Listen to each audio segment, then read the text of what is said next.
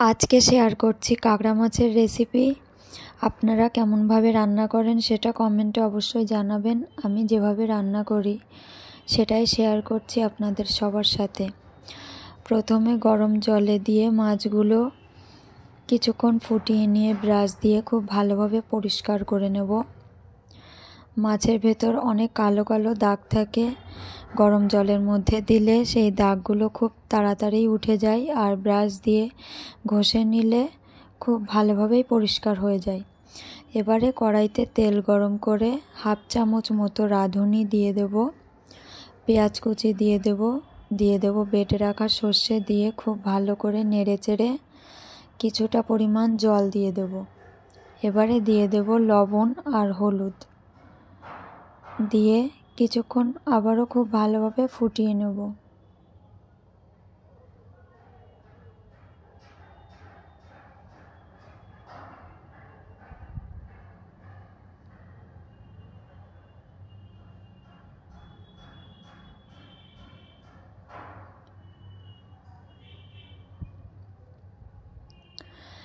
ঝোলটা ফুটে গেলে চিড়ে রাখা কাঁচা লঙ্কাগুলোকে দিয়ে আবারও খুব ভালোভাবে ফুটিয়ে নেব।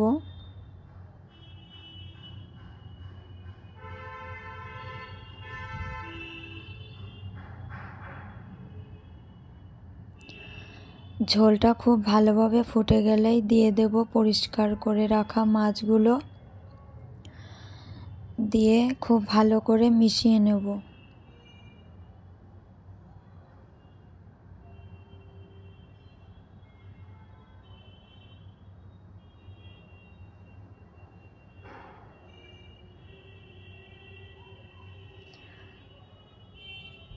খুব ভালোভাবে মেশানো হয়ে গেলে কিছুক্ষণ ফুটিয়ে লবণ ঝাল চেক করে নামিয়ে নিলেই রেডি হয়ে যাবে।